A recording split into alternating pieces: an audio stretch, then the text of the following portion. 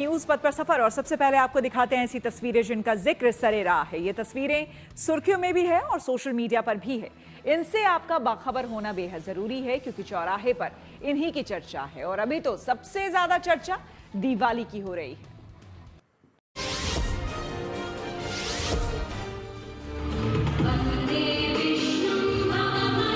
देश में दिवाली के त्योहार की रौनक छाने लगी है। इसको लेकर उत्सव के आयोजन भी शुरू हो चुके हैं।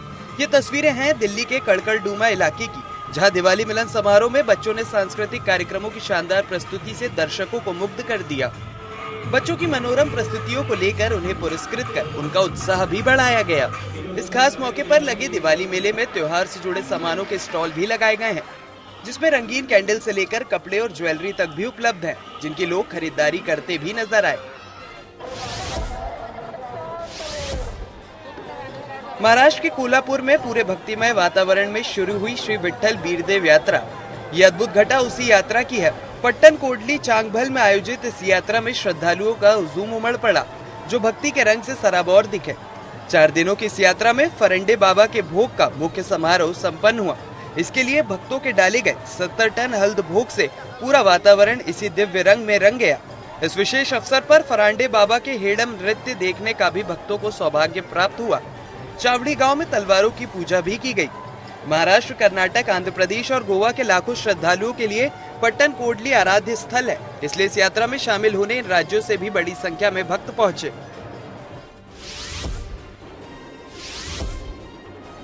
एक साथ बजते डमरुओं की गूंज के बीच राम, लक्ष्मण और माता सीता के रूप में मौजूद कलाकारों की आरती का ये दृश्य है। बाबा विश्वनाथ की नगरी वाराणसी का। लक्ष्मण की शूर्पणखा की नाक काटने के साथ ही 139 साल पुरानी चेतगंज की नक कटैया शुरू हो गई।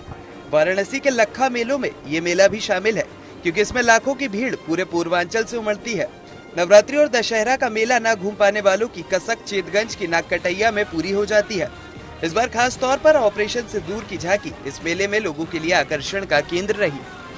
ब्रिटिश हुक्मरानों के प्रदर्शन और भीड़ पर पाबंदी लगाए जाने और प्रचार के समुचित साधन की कमी के चलते उस वक्त इस तरह के मेले ही लोगों को जागरूक करने का जरिया होते थे और उसी को लेकर 139 साल से इस मेले का आयोजन चल रहा है।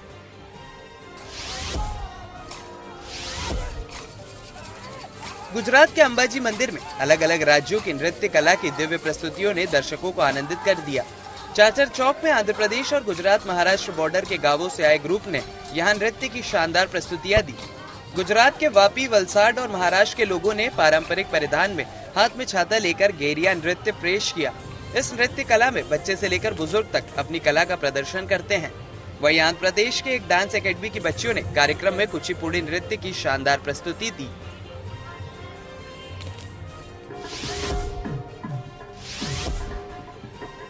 महाराष्ट्र के नागपुर में नॉर्थ ईस्ट फेस्टिवल ऑक्टेव 2025 में उत्तर पूर्व के 8 राज्यों की संस्कृति की अनोखी झलक देखने को मिली। दक्षिण मध्य सांस्कृतिक केंद्र में आयोजित ये एक ऐसा कार्यक्रम है जिसमें उत्तर पूर्व के राज्यों के कलाकार अपनी वेशभूषा, संगीत और नृत्य से समा बांध देते हैं। ऑक्टेव 2025 में असम के बारडुई सिपला और बिहू लोक नृत्य का दर्शकों ने लुत्फ उठाया। इसके अलावा त्रिपुरा के मैनमा देवी की आराधना से संबंधित हौजागिरी और सिंगाई मोग नृत्य, मणिपुर का पुंग ढोल चोलम तो मेघालय का वांगला डांस, वहीं मिजोरम का चेरवू डांस तो नागालैंड का नागावार डांस के साथ ही अरुणाचल प्रदेश के जुज्जू झाझा और सिक्किम के सिंगी चाम जैसे नृत्य की प्रस्तुतियों ने इस आयोजन को यादगार बना दिया।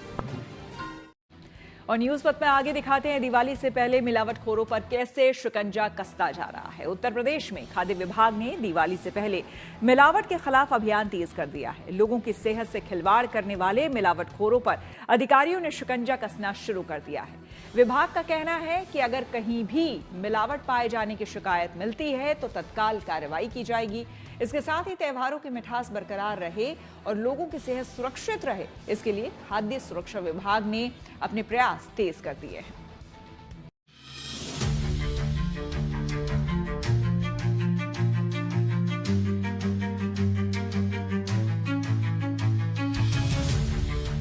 त्योहार नजदीक आते ही नकली डेयरी प्रोडक्ट और खाने पीने की चीजों का धंधा खूब फल फूल रहा है।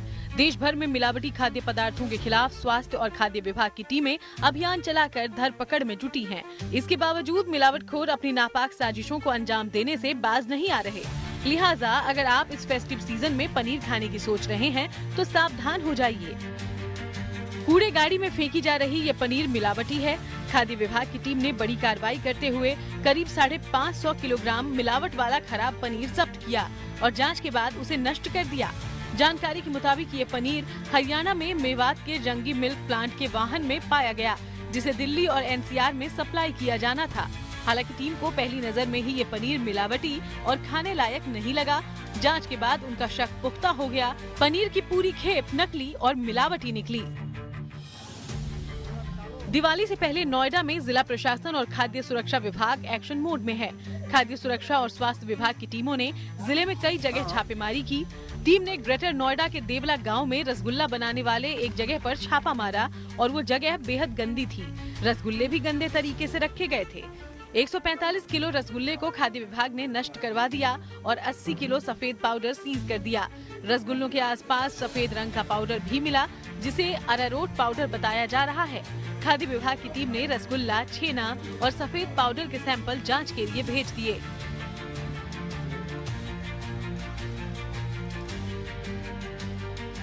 देवरिया की इन तस्वीरों को देखकर तो आपके होश ही उड़ जाएंगे।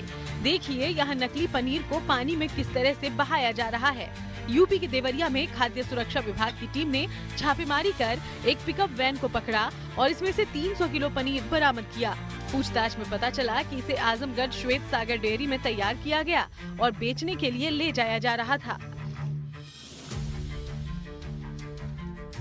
सब्जी का नाम है। गोरखपुर के सहजनवा इलाके में छापेमारी के दौरान 4000 किलोग्राम रिफाइंड सोयाबीन तेल को जब्त किया गया। खाद्य विभाग की टीम ने एक गोदाम में छापेमारी कर इसका भांडाफोड़ किया। फैक्ट्री के अंदर की तस्वीर देखिए, जहां ये मिलावटी तेल तैयार किया जा रहा था। छापेमारी टीम ने रिफाइंड का सैंपल लेकर जांच के लिए भेज दिया। सहजनवा में एक फैक्ट्री है, वहाँ पे जो है कुटीर उद्योग के तौर पे इन्होंने फैक्ट्री लगाई थी और वहाँ पे ये तेल बना रहे थे। इस तेल का जो है पूजा के तेल के नाम पे बिक्री की जा रही थी, जबकि उसमें खाने वाली वस्तुएं जैसे रिफाइंड तेल और तिल तेल और कई सारी चीज़ों को मिला के बनाया जा रहा था। रिफाइंड की जो गुणवत्ता थी उसमें काफ़ी संदेह था। जो सोया रिफाइंड था तो उसमें 4000 लीटर तेल मौके पे नमूना लेके सीज किया गया है और उसको जांच के लिए प्रयोगशाला भेजा गया है। जैसी रिपोर्ट आएगी उसके अनुसार खाद्य सुरक्षा अधिनियम के तहत कार्रवाई की जाएगी। जेसीबी से यहां खाने पीने की मिलावटी वस्तुओं को गड्ढे में दफन किया जा रहा है। यूपी के बस्ती जिले में मिलावटखोरों के खिलाफ बस्ती का खाद्य महकमा अभियान चलाकर कार्रवाई कर रहा है। जगह जगह छापेमारी कर मिलावटखोरों के चेहरों को बेनकाब किया जा रहा है। ऐसे में बस्ती में भी नकली मावा और मिठाइयों की बड़ी खेप को खाद्य विभाग ने छापेमारी कर पकड़ा, जिसमें 406 किलोग्राम मावा, 40 किलोग्राम नकली मिठाई बरामद की गई। इसको खाद्य विभाग ने जेसीबी मशीन लगाकर जमींदोज कर दिया। वहीं एक मिठाई की फैक्ट्री पर भी छापेमारी की और वहां बने मिठाइयों का सैंपल लेकर उसे जांच के लिए भेज दिया।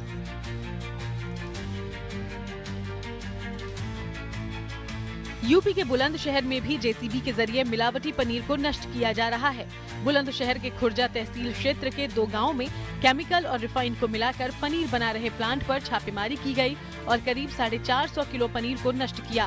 साथ ही मौके से 550 लीटर दूध, 46 लीटर पामोलिन तेल और 15 लीटर केमिकल बरामद करके सीज किया गया। खुर्जा तहसील के भिंडोर गाँव में एक पनीर निर्माण इकाई पर खाद्य विभाग द्वारा छापेमार कार्रवाई की गई। यहाँ मौके पर पनीर बनाया जा रहा था और पनीर बनाने के लिए दूध में रिफाइंड पामोलिन तेल का इस्तेमाल किया जा रहा था। साथ में लगभग एक अज्ञात केमिकल भी यहाँ से मिला है।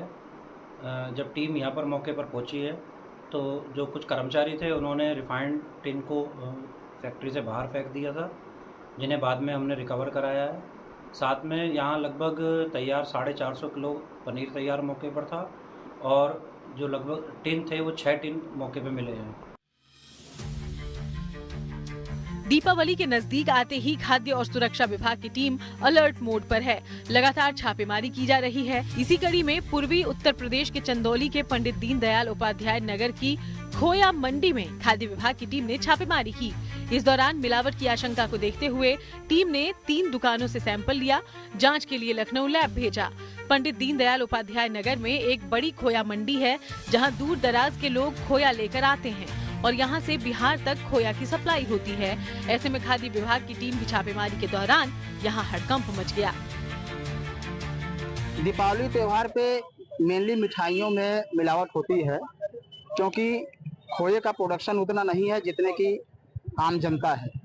उसके हिसाब से मिलावट का काम जोरों पर हो जाता है। तो हम खोया, मिठाइयाँ और दीपावली से संबंधित जो भी खाद्य पदार्थ हैं उनके नमूने संकलित करवाते हैं, उनको जांच के लिए भेजते हैं।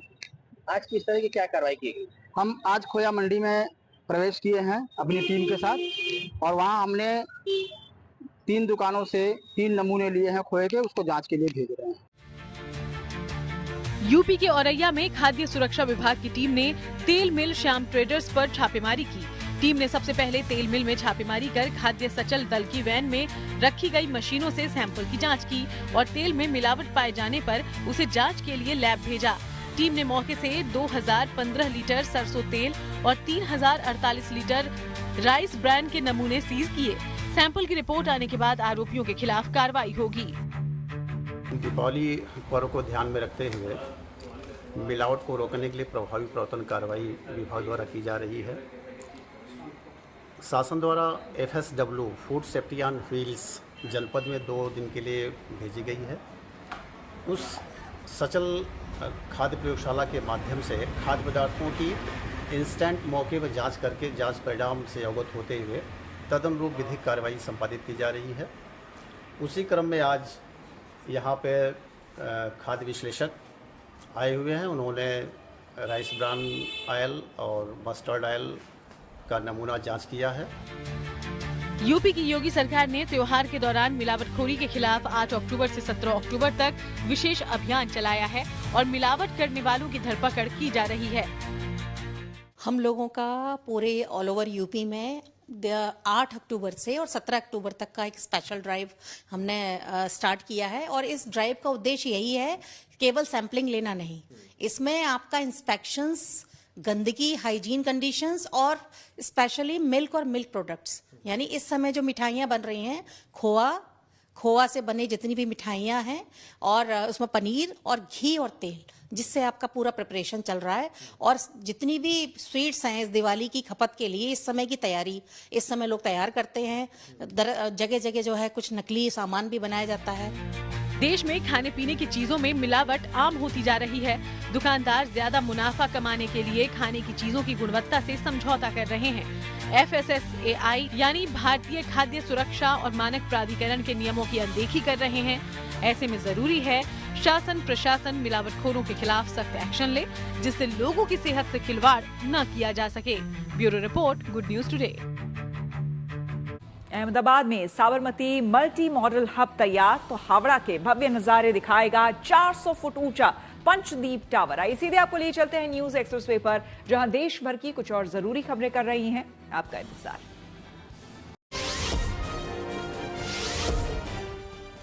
अहोई अष्टमी का पर्व आज देश भर में धूमधाम से मनाया जा रहा है। ये एक अहम हिंदू त्योहार है जिसमें माताएं अपने बच्चों की भलाई और लंबी उम्र के लिए व्रत रखती हैं। ये व्रत पारंपरिक रूप से शाम के धुंधलके में तारों के दर्शन के बाद तोड़ा जाता है। इस दिन माताएं निर्जला व्रत रखकर माता अहोई भगवती की पूजा अर्चना करती हैं और तारों को अर्घ्य देती हैं। अहोई अष्टमी का व्रत सूर्योदय से शुरू होता है और तारे निकलने तक रहता है। अहोई अष्टमी व्रत में तारों का विशेष महत्व होता है, क्योंकि आकाश में तारे हमेशा चमकते रहते हैं। वैसे ही माना जाता है कि उनके बच्चों का जीवन हमेशा उज्जवल और सुरक्षित रहे। आज केंद्रीय रेल मंत्री अश्विनी वैष्णव ने सोशल मीडिया प्लेटफॉर्म X पर अहमदाबाद के साबरमती मल्टी मॉडल हब का एक वीडियो शेयर किया है, जो बुलेट ट्रेन, मेट्रो, BRTS और मौजूदा रेलवे नेटवर्क को एक साथ जोड़ता है। दरअसल साबरमती मल्टी मॉडल हब बिना किसी बाधा के इंटीग्रेटेड कनेक्टिविटी मॉडल है, जो देश के लिए एक नई उपलब्धि का प्रतीक है। अब गूगल मैप की जगह लेगा मैपल्स। दरअसल देश के आईटी मंत्री के रूप में अश्विनी वैष्णव ने एक देसी मैप मैपल्स के फीचर्स बताते हुए भी एक पोस्ट शेयर किया, जिसमें उन्होंने बताया कि देसी मैप मैपल्स को मैप माई इंडिया ने बनाया है और वो मैपल की टीम से मिले हैं और इस मैप में कई खासियतें हैं। मैपल्स की तारीफ करते हुए वो कहते हैं कि जब ओवरब्रिज और अंडरपास आता है तो वहाँ पे एक 3D डायमेंशनल जंक्शन व्यू आता है। किसी बिल्डिंग में मल्टीपल फ्लोर्स हैं तो भी ये मैप बताता है कि किस शॉप में जाना है। लोगों को भी इसे ट्राई करना चाहिए। पश्चिम बंगाल के हावड़ा का भव्य नजारा दिखाने वाले 400 फुट ऊंचे पंचदीप टावर का काम लगभग पूरा होने वाला है। 40 मंजिला इमारत के बराबर ऊंचाई पर स्थित इस टावर में एक रेस्टोरेंट, बैंक्वेट हॉल और गेस्ट हाउस भी होगा। टावर बनाने वालों के मुताबिक यहाँ घूमने आने वाले दूरबीन से 20 किलोमीटर तक फैले आसपास के मनोरम दृश्यों का नजारा देख सकेंगे। पार्क में कई तरह के अत्याधुनिक तकनीक से लैस छोटे से बड़े सभी के लिए राइड्स का भी निर्माण किया जा रहा है। इसकी प्रवेश शुल्क 100 से 200 रुपए तक होगी। ये टावर न सिर्फ पश्चिम बंगाल और भारत के साथ दक्षिण एशिया के लिए भी गौरव का प्रतीक है। दिल्ली में imagine art and design fair 2025 का आयोजन किया गया। 3 दिन तक चले इस फेयर में उचान आर्ट्स की ओर से आर्टिस्ट मीनू गोयल समेत देश भर के कई कलाकारों ने अपने आर्ट्स और डिजाइन को प्रेजेंट किया। इतना ही नहीं, यहाँ आने वाले लोगों को आर्ट वर्कशॉप्स में भाग लेने, गाइडेड वॉक का आनंद लेने और कलाकारों से मिलने का भी मौका मिला। और अब बात करते हैं दिवाली पर स्वदेशी के रौनक की। दिवाली का त्योहार जैसे जैसे नजदीक आ रहा है वैसे वैसे बाजारों की रौनक बढ़ने लगी है। जहां एक तरफ लोग अपने घरों और दफ्तरों को सजाने में जुटे हैं, वहीं दूसरी तरफ बाजार भी दिवाली के इस त्योहार के लिए पूरी तरह से सजकर तैयार हो चुका है। यानी कि देश के ज्यादातर बाजारों में दिवाली की रौनक देखते ही बन रही है। लेकिन इस बार खास बात यह है कि दिवाली पर बाजारों में स्वदेशी सामानों की जमकर खरीदारी हो रही है।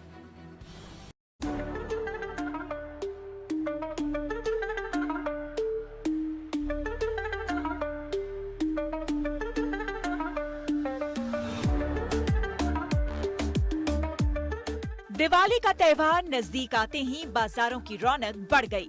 बड़ी संख्या में लोग खरीदारी के लिए बाजारों का रुख कर रहे हैं और जमकर खरीदारी कर रहे हैं। इस वक्त पूरे देश में दिवाली की धूम है, लिहाजा बाजारों में लोगों की अच्छी खासी भीड़ नजर आ रही है, जिससे माहौल गुलजार है। ये तस्वीरें दक्षिण भारत के शहर तिरुचिरापल्ली की हैं, जहां दिवाली के मौके पर बाजार ग्राहकों से पटे पड़े हैं। इनमें कोई घर की सजावट का सामान खरीद रहा है तो कोई कपड़े और इलेक्ट्रॉनिक्स आइटम की खरीदारी कर रहा है, कोई बर्तन और ज्वेलरी पसंद कर रहा है तो कोई गणेश लक्ष्मी की प्रतिमाएं और पूजा का सामान खरीद रहा है।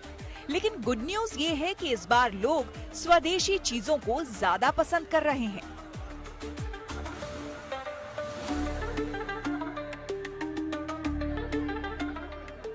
महाराष्ट्र के अकोला का ये बजट अच्छा दिवाली मॉल, जिसे वहां की स्थानीय महिलाएं चला रही हैं।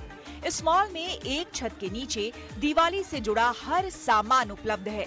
इस मॉल को चला रही महिलाएं अपने हाथ से बने प्रोडक्ट सीधे ग्राहकों तक पहुंचा रही हैं, वो भी किफायती दामों पर। बजट अच्छा दिवाली मॉल में इस बार मिट्टी के दिए, मोमबत्ती वाले दीप, आकाश दीप, तोरण और लक्ष्मी गणेश की प्रतिमाओं के साथ साथ पारंपरिक साड़ियां भी उपलब्ध हैं। दिवाली आई है, मिट्टी के दिए हो या फिर मोमबत्ती वाले दिए हो, और दिवाली को लगने वाली जो सभी चीजें हैं, ये जो है ये पूरी तरीके से लोकल जो बचत गुट है महिलाओं के, उन्होंने ये बनाया है। और सबसे अहम बात यही है कि महिलाओं को अपने प्रोडक्ट बनाकर अपने ही रेट देकर उसे बेचना है, यही इसके पीछे का उद्देश्य है। दिवाली के लिए तो अभी बहुत अच्छा हमें प्लेटफॉर्म मिला है। हम लोग जो जैसे मैं सुगंधी उठने खुद बनाती हूँ, एलोवेरा मेरा खुद का ये है, मैं काफ़ी चीज़ें डेकोरेटिव ओटी का मेरे ऑर्डर्स रहते हैं, मुझे बहुत अच्छा मिला। और अभी दिवाली की मुझे नई ऑर्डर्स भी मिली हैं। जैसे दिवाली मनाना है तो ये सब यहाँ के जो स्टॉल रहते हैं सब आते हैं और ये यहाँ की जो खरीदी वगैरह करते हैं तो उससे अपनी दिवाली सस्ते में और बहुत अच्छे क्वालिटी के ये हो सकती है। महाराष्ट्र के पड़ोसी राज्य गुजरात के सूरत शहर में भी दिवाली से जुड़ा स्वदेशी उत्पादों का मेला सज चुका है, जहां लोगों को एक छत के नीचे कपड़े से लेकर श्रृंगार तक के सामान उपलब्ध हैं और घर के फर्नीचर से लेकर खाने पीने के सामान। गुजरात की महिलाओं ने ये सब अपने हाथों से तैयार किया है। खास बात ये है कि इन महिलाओं के हाथों से तैयार ये उत्पाद न सिर्फ टिकाऊ और मजबूत हैं, बल्कि किफायती भी हैं, यानी आपके बजट में है। हम स्वदेशी चीज ही यूज करते हैं, यूज करवाते हैं, बनाते भी हैं, अपने हाथ से बनाते हैं और सभी को ये प्रोवाइड करते हैं। हमारे ओलपाड तालुका की सभी वो सखी मंदिर की महिलाएं है जो स्थानिक उत्पादन करती है, उनको सेलिंग के लिए एक प्लेटफॉर्म दिया जाए और उनका उत्पादन वो जो हैंडमेड चीजें बनाती है उनका उत्पादन हर घर पहुंचे और सखी मंदिर के थ्रू ही पहुंचे, उसके लिए ये पहल चालू की है। और सभी दर्शकों को मैं इतना बोलना चाहती हूँ कि इस दिवाली आप सब हमारे सखी मंदिरों को सपोर्ट कीजिए और यहाँ से शॉपिंग कीजिए। इन महिलाओं को ये मंच गुजरात सरकार की मदद से मुहैया कराया गया है, ताकि महिलाओं को आत्मनिर्भर बनाने का मौका मिले और स्वदेशी उत्पादों को भी प्रमोट किया जा सके।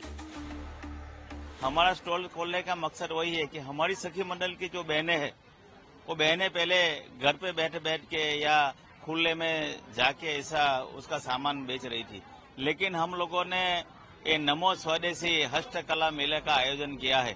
तो यहाँ पे हम लोगों ने 14-15 स्टॉल लगाया है, तो ये लोग बहनों यहाँ से अपनी बनाई हुई चीजें ले सकेंगे और ज्यादा से हम लोग को ये स्वदेशी अपनाओ। दिवाली के मौके पर मिट्टी से बनी चीजों की अच्छी खासी डिमांड रहती है, चाहे वो प्रतिमाएं हों, दिए हों, खिलौने हों या फिर बर्तन। लिहाजा इन्हें तैयार करने वाले कारीगर इन दिनों रात दिन मेहनत कर रहे हैं, ताकि लोगों की जरूरत के मुताबिक चीजें बनाई जा सकें। वडोदरा और प्रयागराज के कुम्हारवाड़ा में इन दिनों कारीगरों के चाक दिन रात घूम रहे हैं। हर दीपावली पर लोगों के घर को रोशन करने वाले कुम्हार बस्ती में आज एक उम्मीद की किरण फिर से जागी है।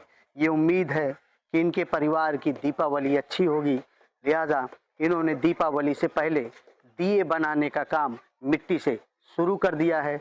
हर दिन मेहनत कर रहे हैं इस उम्मीद के साथ कि इनके दिए अच्छी बिक्री करेंगे और लोगों के घर की रोशनियां भी बढ़ेंगी। उम्मीद तो बहुत रहती है, क्योंकि जो हम दिए बनाते हैं वो दूसरों के घरों को प्रकाशित करते हैं और लोगों के गरीब और जो अमीर हो सब एक बराबर, जितने समय दिवाली आती है सबका घर एक प्रकाश से चमकता रहता है और यह बहुत अच्छा लगता है। प्रधानमंत्री मोदी की अपील पर बीते कुछ वर्षों में त्योहारों के मौके पर स्वदेशी उत्पादों की डिमांड तेजी से बढ़ी है। इस साल करवा चौथ, धनतेरस और दिवाली पर स्वदेशी का ये चलन जोर शोर से देखने को मिल रहा है, जिसका फायदा ये होगा कि इन मेक इन इंडिया के जरिए देश की अर्थव्यवस्था को मजबूती मिलेगी, जिससे देश खुशहाली और समृद्धि की ओर तेजी से बढ़ेगा। प्रयागराज से आनंद राज, वडोदरा से दिग्विजय पाठक के साथ अकोला से Dhananjay Savale, good news today. News पर आगे है धन बाजार, जहां शेयर बाजार से लेकर कारोबार तक की सभी अहम खबरें होती हैं, जिसका सीधा रिश्ता आपकी आमदनी आपकी जेब से होता है। तो तेज रफ्तार खबरों के बीच ये जरूरी खबरें छूट ना जाए, इसलिए सीधे आपको ले चलते हैं धन बाजार।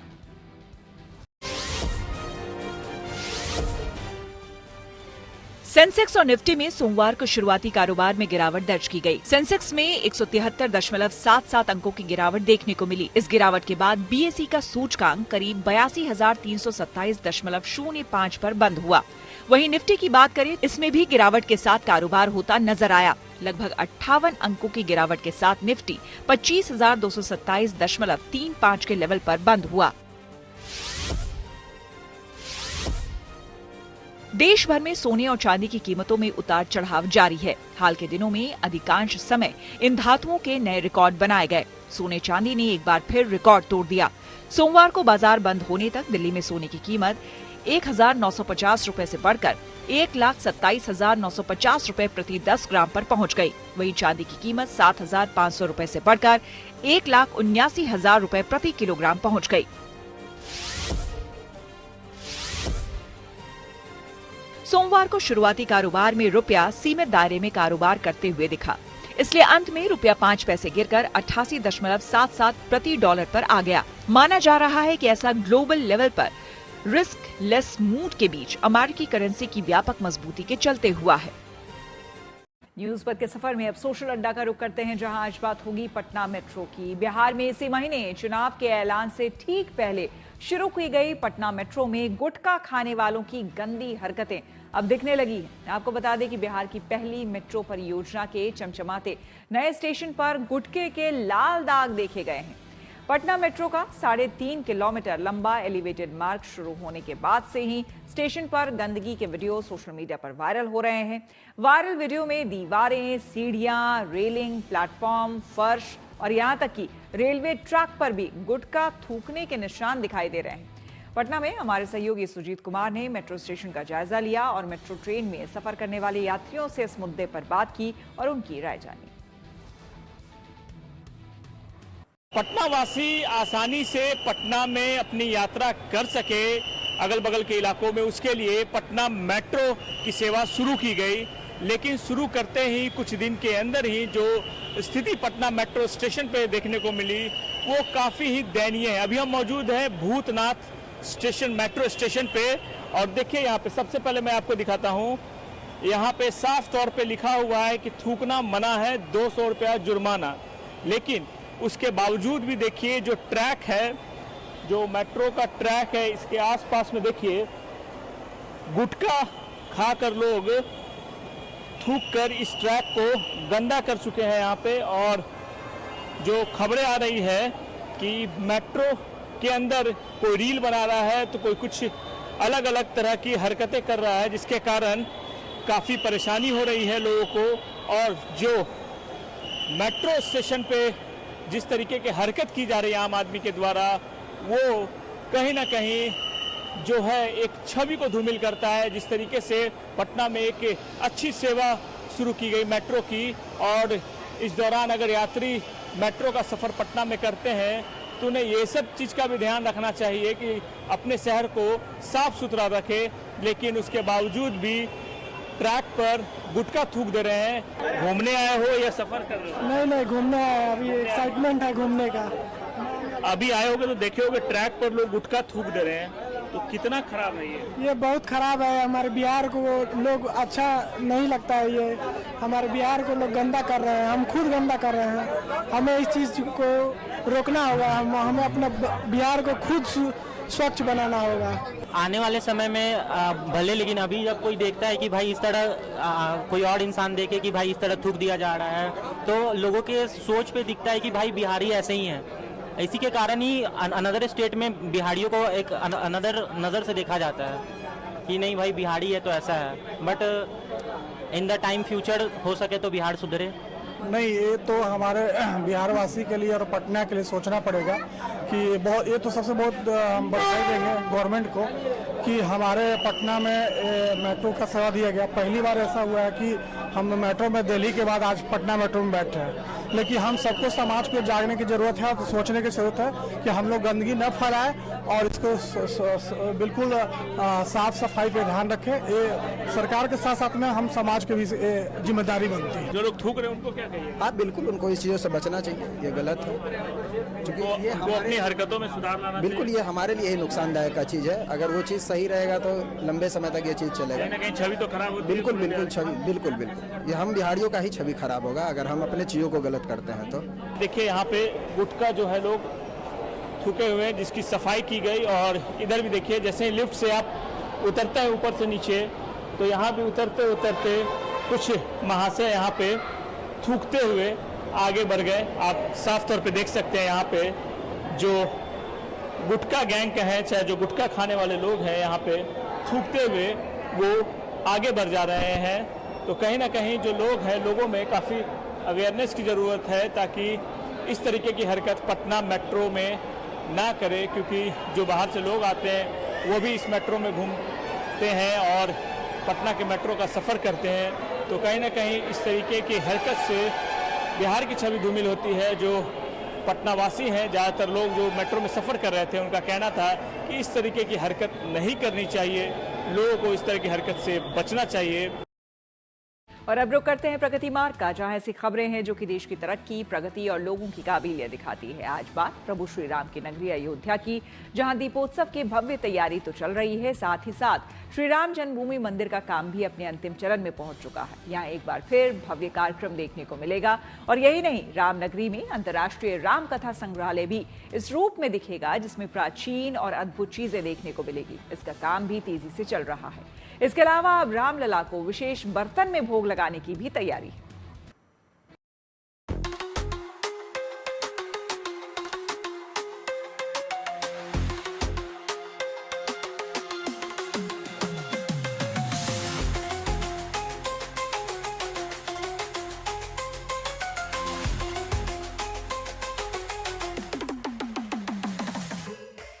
रामनगरी में अयोध्या की अद्भुत तैयारी चल रही है।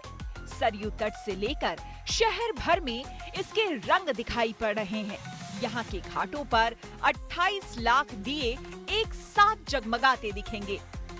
एक तरफ दीपोत्सव की भव्यता के लिए काम चल रहा है, तो दूसरी ओर श्री राम जन्मभूमि तीर्थ क्षेत्र की चमक भी बढ़ती जा रही है। यहाँ मंदिर निर्माण का काम अंतिम चरण में प्रवेश कर चुका है।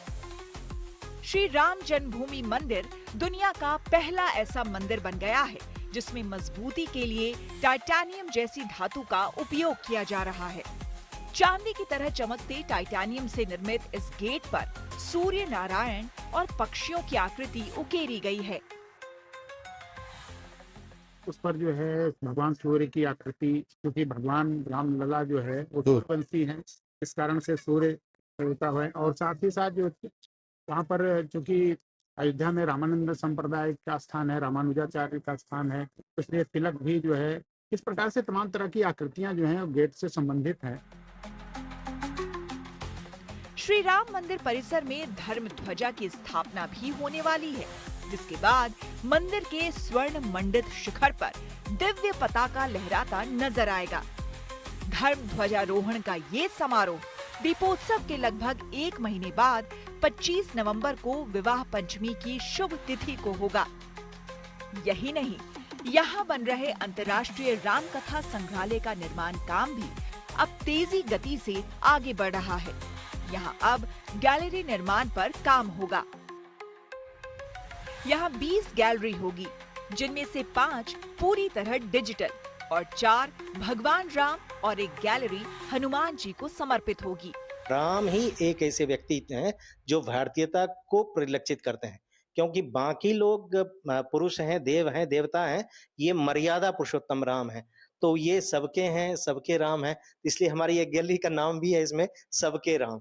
और आप हमारी गैलरियों के नाम सुनेंगे तो आश्चर्यचकित हो जाएंगे कि हमने नाम ही रखा रामोत्सव, अयोध्यात्सव, राम धरोहर, अमिट धरोहर, आस्था के प्रपत्र, रामानुभूति वगैरह वगैरह, राम सबके राम। तो इस तरह के हमारी जो हमने उस तरह से जोड़ा कि आप स्वतः ही अपने को महसूस करें कि आप इसके अभिन्न अंग हैं, आप दर्शक नहीं हैं बल्कि अभिन्न हैं। इस अंतर्राष्ट्रीय राम कथा संग्रहालय में 1000 से अधिक मूर्तियां, पुरावशेष, शिलाशेष, तामपत्र से लेकर गुप्त और शुंगकालीन कलाकृतियां प्रदर्शित होंगी। खुदाई से मिली प्राचीन वस्तुएं भी यहाँ की शोभा बढ़ाएंगी। साथ ही ये आधुनिक तकनीक से लैस होगा, यानी संग्रहालय पूरी तरह डिजिटल और इंटरैक्टिव तकनीकों से लैस होगा। यहाँ 3D मैपिंग, डिजिटल फिल्में, ऑडियो विजुअल मीडियम के साथ ही इंटरैक्टिव डिस्प्ले के माध्यम से राम कथा को जीवंत रूप में प्रस्तुत किया जाएगा। लगभग 2.8 एकड़ में फैले इस परिसर में 26 खंडों में विभाजित 3 मंजिला संग्रहालय होगा। परिसर में सुविधाओं के साथ ही संग्रहालय शोध और अध्ययन का केंद्र भी होगा।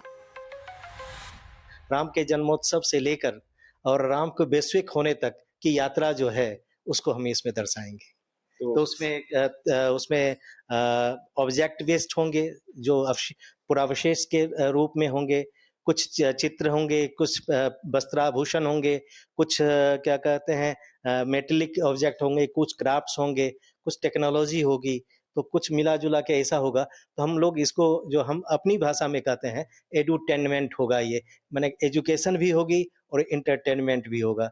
तो हम मनोरंजन भी करेंगे और शैक्षणिक वातावरण भी तैयार करेंगे, और ये दोनों ही वातावरण मिलके एक चीज बनेगा और वो बड़ा सारगर्भित होगा, वो है भारतीयता।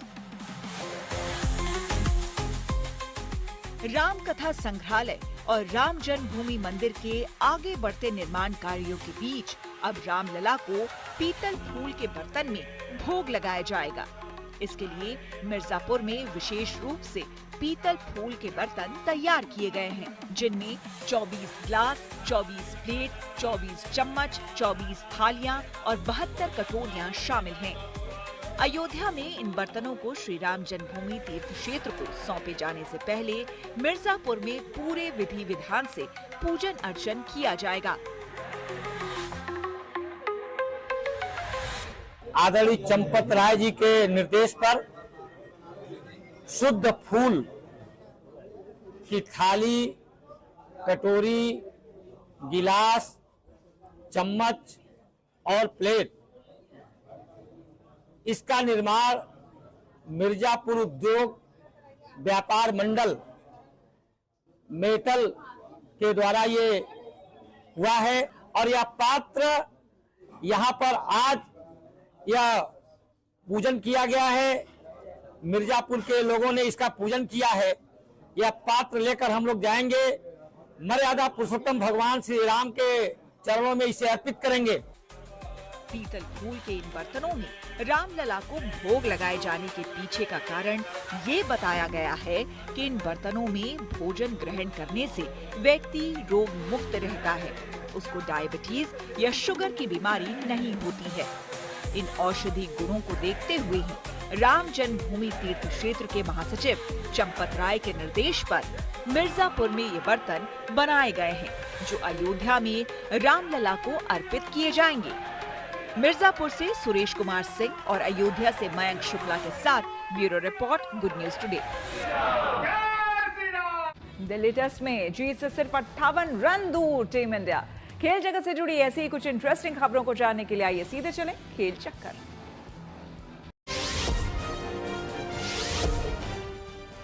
वेस्टइंडीज के खिलाफ सीरीज के दूसरे और आखिरी टेस्ट में टीम इंडिया अब जीत से महज 58 रन दूर है। वेस्टइंडीज की टीम ने फॉलो ऑन मिलने के बाद अपनी दूसरी पारी में 390 रन बनाते हुए भारत को जीत के लिए 121 रन का टारगेट दिया, जिसके जवाब में भारत ने चौथे दिन का खेल खत्म होने तक एक विकेट खोकर 63 रन बना लिए हैं। साई सुदर्शन 30 रन और केएल राहुल 25 रन बनाकर नाबाद हैं। पांचवें दिन 58 रन बनाने के साथ ही 2 मैचों की टेस्ट सीरीज टीम इंडिया के नाम हो जाएगी। पहले टेस्ट में पारी और 140 रन से जीत हासिल कर टीम इंडिया पहले ही सीरीज में 1-0 से आगे है। दूसरे टेस्ट में वेस्टइंडीज की दूसरी पारी में टीम इंडिया की ओर से कुलदीप यादव और जसप्रीत बुमराह ने 3-3 विकेट झटके, जबकि मोहम्मद सिराज ने 2 विकेट चटकाए। रविंद्र जडेजा और वॉशिंगटन सुंदर को 1-1 विकेट मिले। दूसरे टेस्ट की पहली पारी में वेस्टइंडीज की टीम 248 रन पर ऑल आउट हो गई थी, जिसके बाद टीम इंडिया ने बल्लेबाजी करते हुए 5 विकेट पर 518 रन बनाकर अपनी पहली पारी घोषित कर दी थी। पहली पारी के आधार पर भारत को 270 रनों की लीड मिली और उसने वेस्टइंडीज को फॉलो ऑन दिया। फॉलो ऑन खेलते हुए वेस्टइंडीज की पूरी टीम दूसरी पारी में 390 रनों पर सिमट गई, जिसके बाद भारत को जीत के लिए 121 रन का टारगेट मिला। 14 साल के वैभव सूर्यवंशी बने बिहार क्रिकेट टीम के उप कप्तान। वैभव को रणजी ट्रॉफी 2025-26 के पहले 2 मैचों के लिए उप कप्तान बनाया गया है, जबकि टीम के कप्तान सकीबुल गनी होंगे। बिहार क्रिकेट एसोसिएशन की तरफ से ये घोषणा की गई है। बिहार अपनी प्लेट लीग सीजन की शुरुआत 15 अक्टूबर से पटना के मोइनुल हक स्टेडियम में अरुणाचल प्रदेश के खिलाफ करेगा। पिछले रणजी सत्र में बिना एक भी जीत दर्ज किए बिहार को प्लेट लीग में स्थानांतरित किया गया था। 2023-24 सीजन में 12 साल की उम्र में वैभव ने रणजी ट्रॉफी में पदार्पण किया था। इसी के साथ न्यूज पथ में मेरे यानी कि श्वेता झा के साथ फिलहाल इतना ही। देश दुनिया की तमाम पॉजिटिव खबरों के लिए आप देखते रहिए गुड न्यूज टुडे।